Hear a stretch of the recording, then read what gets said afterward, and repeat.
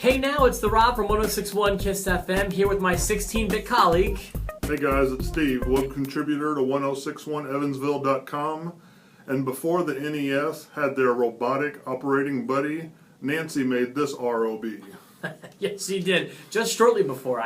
We almost came out of the womb around the same time, I think. And of course, once again, the sharpest dressed podcast on the internet. Yes. We prove it again week in, week out.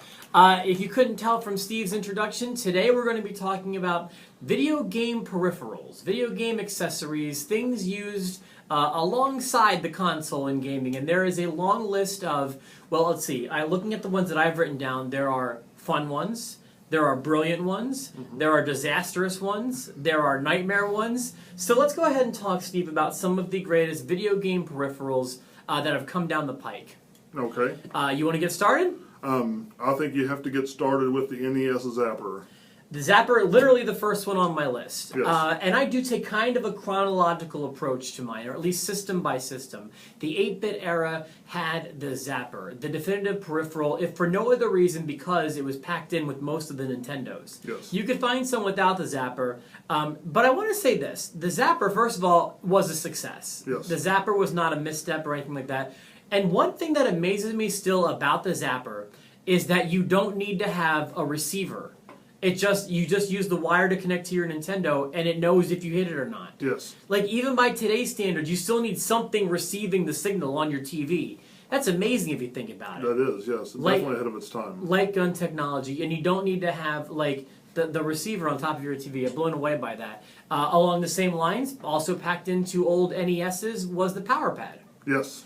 What do you think about that one?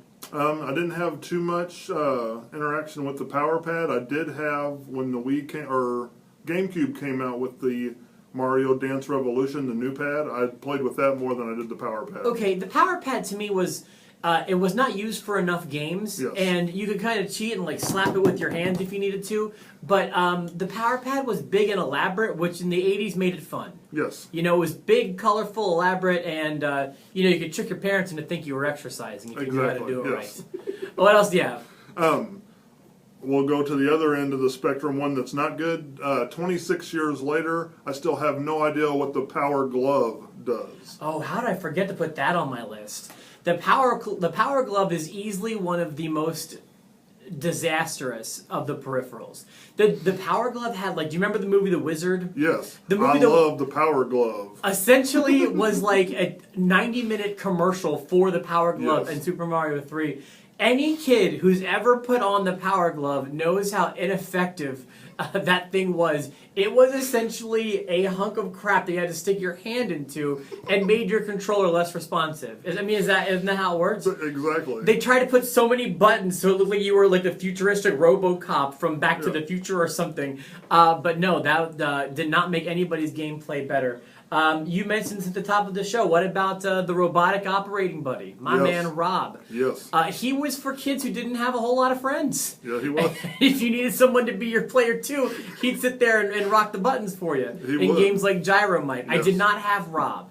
I also did not have a Power Glove, but I wanted one so badly, and I'm actually kind of glad I didn't have one because it would not have lived up to the hype. And those commercials made it seem like so cool. I don't have any more from the 8-bit era, really. So do you? I don't really. I think right on the edge, and I don't know if you'll consider this an accessory. Do you remember the Virtual Boy? Okay, Virtual Boy, I consider that its own kind of console. Okay. I didn't know if you would or not. Virtual Boy, in my opinion, got a slightly bad rap. Yes. I had a Virtual Boy. I still have a Virtual Boy. I think the 3D effect is impressive. Yes. It obviously lacked the technology of having color, and it lacked the library to make it a competitive console in the marketplace. But the games I do have and the experiences I have with the Virtual Boy are positive, and I liked the thing. Yes. But before that, there's a few on the 16-bit systems that I want to talk about. For example, Super Scope 6. Yes. If you like the blaster, that was a little boy's toy. We're playing with a MF and bazooka. Yes. You know, that's what I had. It was pretty responsive. You needed to have the receiver on your TV. Yes. If you moved a little bit, like let's say you're playing on a bed, if you scooted a little to the left or a little to the right, it's totally screwed up now. Yes, the games that it came with, Super Scope 6, I remember there was Blast Core. There may have been a few others. They were fun, but again, suffering from a thin library of games. Yes. So you remember the Super Scope? Oh yeah, I had a large part of my time was spending the weekends at a friend's house playing with that game. Yeah, it was a very cool peripheral. Yeah. Sega Genesis had some stuff that they used to try to like enhance their consoles. Remember the 32X? Vaguely. Okay, that's Yeah. because it was a piece of crap. Yeah. Basically, it was like, you've got your Sega Genesis, now hook this thing on top of it and play your Sega Genesis games. Yes. Like, who wanted to do that? It supposedly would make the graphics better. You'd have to hook it up to your Genesis. I did not have one. My friends did. They all regretted it. You wasted a lot of money to make your Sega Genesis a 32X. You know, Yes. so there was that. And also, I want to mention this. You might not remember this. I believe we talked about this before. One of my favorite accessories to the Sega Genesis was the Sega Channel.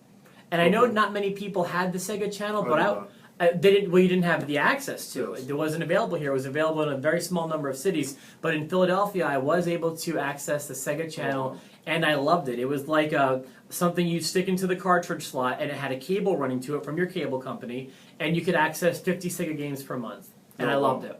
So that was a great peripheral. Before you go, but speaking of enhancements, what about the Game Shark? Oh, do you mean like Game Genie? No, the actual games, the cartridge where you could put the codes into the cartridge. That was Game Genie. No, they also did Game Shark. Okay, for what Yeah. system was that for? I believe it was for multiple systems. I think it came after the Game Genie. Okay, well- but I think it did essentially the same thing. You're absolutely right. And how do we forget about Game Genie? Yeah. Game Genie and Game Shark. Those were. I didn't have one of those, but my friends all did, and you could get like the codes in Nintendo Power, or you can get them from the instruction manual that came with it. A great peripheral, Yes. very much so. Good thinking there, Steve. What else you got? Talking about Sega trying to make things bigger and better. I don't know that they did real well with it with the Sega CD, but I think it kind of launched the age of the disc. Well, see, I thought about putting Sega CD on this list, but I consider Sega CD its own console, like the Okay. Virtual Boy, personally. Although I guess you did need to have a Genesis to Yes. use it, didn't you? Yeah, you did. Then perhaps it does qualify as peripheral. That would be the one that I probably wanted the most but didn't get. It did get a lot of support. There were a lot of games for it, a lot of solid games that were very innovative and cutting edge at the time. Yes. So yeah, I would consider that a great peripheral if we're going to call it that. Okay. Absolutely. I'm going to move on to the more modern era, unless you have a few, from the 90s. Just one more I have to mention, the Rumble Pack. Oh my God, you're nailing this. Do you remember putting that into your controller and filling the game for the first time? Back in the 90s, kids, we had to pay for Rumble technology. All your controllers have them now standard. Yes. It was so it seems stupid now and mundane and so basic, but the ability to feel a gunshot or to feel your spaceship in Star Fox get rocked Yes. was something we paid for back It in the was. day. So that's a great one. And you Yeah. had to pay like 20 or 30 bucks for the thing, Oh, and it yeah. was heavy Yeah. on the already heavy claw controller that Yeah. came with your Nintendo 64. Yes. And if you wanted to use a memory card and your Rumble Pack, go F yourself. That's not possible. Right? You only had the one Yeah. slot. I'm having fun today. Okay. One of the biggest accessories to hit the market that definitely had a long-lasting impact on video games, and even still to this day, as I hear they're making new ones here shortly, those Guitar Hero guitars. Yes. Plastic instruments, for some reason, took over video games. And I say for some reason as if I didn't like them. I did. I have all of them. Yeah. I have all the Guitar Hero games. I have all the Rock Band games. I loved rocking out on fake plastic instruments. Yes. Did you? I enjoyed it. Wasn't any good at it, but I still tried. Okay. I love music so much. That definitely let me know that I should not be a musician. Okay. Ever hear of the game called Buzz on the PlayStation 3 and the PlayStation 2? I know you're not a PlayStation guy. You're more of an Xbox guy. These are a PlayStation exclusive, but these games put you into like a game show setting. Oh, is that Buzzword? No, just Buzz. Is it just called Buzz? Just called Okay, Buzz. I have played it. But they came with these controllers. Yes. That would light up, and you could push yellow, green, blue, and you Yes. had a red buzzer on top. Yes. And it made the game make you feel like you were on a game show. Yes. And I thought that was a great accessory. Yes, it you, was. You could also combine it with another great accessory, and the game would take pictures of you. A lot of video game consoles have cameras built into them now. Yes. For example, any handheld certainly does now. The Vita, the 3DS, the Nintendo DSi, they have cameras built into them. My Wii U has a camera built into the controller. and the PlayStation has their camera, Xbox has their Kinect and their camera. So the way that it can take pictures of you while you're playing games. I love that. Yes. Hey, speaking of which, I just thought of this one. Remember the Game Boy camera and printer? Or do you not remember that? I do remember that. If you want the fuzziest of 8-bit or 4-bit pictures, like the oldest of old webcams, the Game Boy camera and printer was for you. That one I did have. I did not have that, but I do remember that. Speaking with the, we're talking about the Kinect and stuff. There's the Kinect, there's the Move. They're all accessories. Kinect had a longer life than the Move did on PlayStation. Yeah. But Kinect, I think they're kind of calling it quits on that. I don't think they're making a whole lot of more games for it, but it did have a good run on the Xbox. What about accessories in the form of action figures now?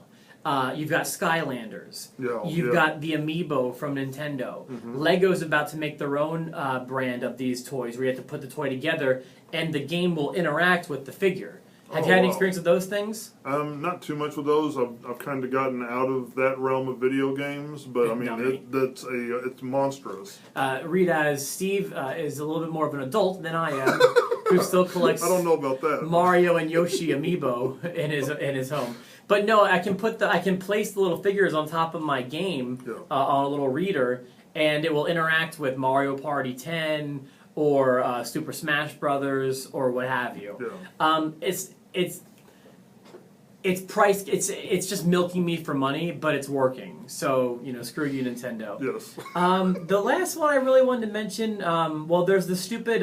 This was a failed one for Nintendo for the Wii, the Wii U, and the 3DS. There's a pedometer that measures your steps. Yes. And like monitors your breathing when you sleep or whatever. Don't ask me what that thing's supposed to do. I do love anything Nintendo, but the pedometer I passed on. Yeah. But the balance board. Yes. Have you used one of those? I'd use that quite frequently. I would call that the most accurate scale I own. Yes. That thing is consistent. It always tells me I'm fat and borderline obese, but the thing is accurate and consistent. So, did we mention all of yours? I just want to mention another one. It wasn't great. It wasn't a failure, but the Donkey Kong Congas. Did you have any? Did you ever use those? I know exactly what you're talking about. That's how you moved in one of the Donkey Kong games, right? That was the Steve version of Guitar Hero because there was 2 buttons. That's all you need. That's my speed. Steve, this was a fun conversation about some of the best and worst video game accessories. Make sure you join us next week for another conversation about old school video games. So for myself and of course for my friend Steve. Thanks, guys.